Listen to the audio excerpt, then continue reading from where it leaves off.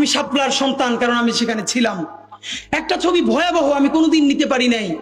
দুই ভাই, একজনের লাশটা বুকে জড়াইয়া এরকম ধইরে আছে, যাইতেও পারতেছে না, নিতেও পারতেছে না।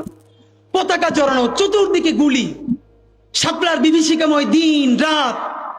কিন্তু এই জন্য কি আমরা আমাদের সাথে যে জুলুম হয়েছে, আমরা কি আরো আরেকটা জুলুম কারোর সাথে করতে দিব? না, আমরা জুলুম করতে দিব না। আমরা আমাদের জীবন দিয়ে হইলেও আমার শত্রুর সাথেও ইনসাফ চাইবো।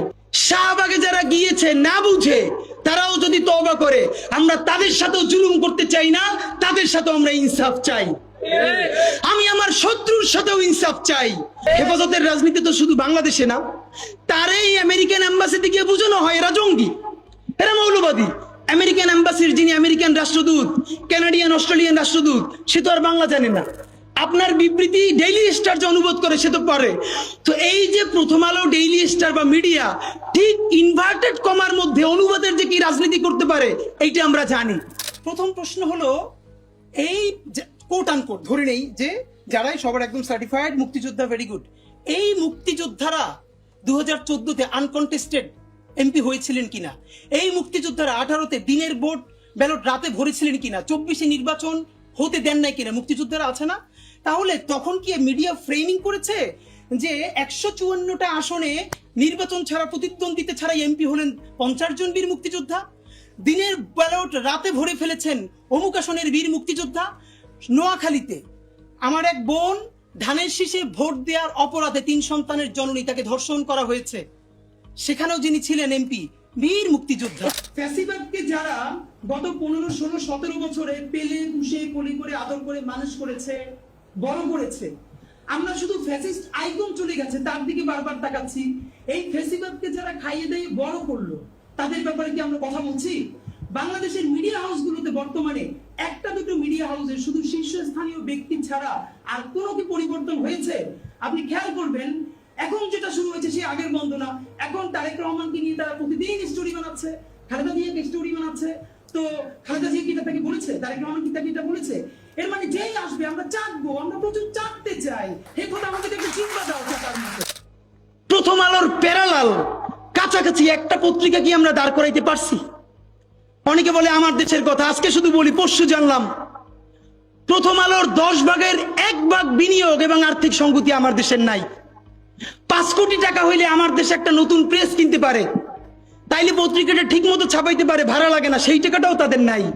ভাই, ভালোবাসা দিয়া পয়সার কাজ হয় না। 50,000 টাকা যে এই লোকটার স্যালারি, এই কাজ যদি 20,000 টাকা দিয়ে করাইতে চান, কোনদিন 50,000 টাকা রিপোর্ট এবং স্কিল আপনি পাবেন না। ওই 50,000 টাকাই লাগবে। মানুষ মাগনা কাটে 3 দিন, একজনকে দাওয়াত খাওয়ায় 2 দিন 3 দিন, তারপরে আর চলে না। আমাদের আর্থিক যোগ্যতা অর্জন করতে হবে। আমাদের অনেকগুলো প্রতিষ্ঠান লাগবে, একটা প্রতিষ্ঠান না।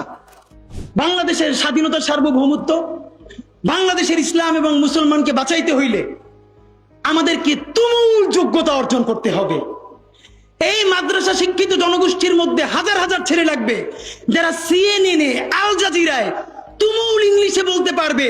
তাকে যে জঙ্গি বলা হয়, মিথ্যে ট্যাগ দেওয়া হয়, এটাকে ডিবাঙ্ক করতে পারবে সেই ইংলিশে এবং অবাক করার মতো ফ্লুয়েন্ট ইংলিশে। এই যোগ্যতা আমার লাগবে। আমাদের ভাইয়েরা কিতাবি আরবি এবং অন্য আরবি ভিন্ন জিনিস, তাকে দুর্দান্ত আরবি বলতে পারতে হবে। আমাদের প্ল্যাকার্ডে ইংলিশ কই, আমাদের প্ল্যাকার্ডে আরবি কই? ভাই, নিজের কাজ নিজে না করলে অন্য কেউ কইরে দেয় না। নিজে শক্তিশালী হন, নিজে যোগ্যতা অর্জন করেন। আমারে গালি দিয়ে হইলেও, বোকা দিয়ে হইলেও যে এই পুচকি বলা এত ভাব লয়, যা যোগ্যতা অর্জন করে ফেলাই। তবে কি জানেন, মিছিল দিয়া জান দেওয়া এটা একদিনের কাজ, 3 দিন 5 দিন 1 মাসের কাজ। যোগ্যতা তো আর 1 বছরে অর্জন হয় না। এটা বিরাট একটা জিহাদ। আপনারা বলেন না জিহাদ চাই, চলেন জিহাদ চাই শুরু করি। আমাদের ভাইয়েরা, জুলাই শেষ হয় নাই। এই জুলাইরে যদি চূড়ান্ত বিপ্লবে আমরা পরিণত করতে না পারি, শুধু একটা কথা মনে করাই শেষ করি।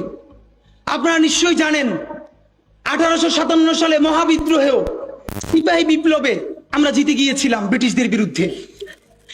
একদম 90% যখন জিতে গেছি, দীর্ঘ লড়াই, একদিকে টিপু সুলতান, একদিকে ঝাঁসির রানী, তুমুল বিপ্লব।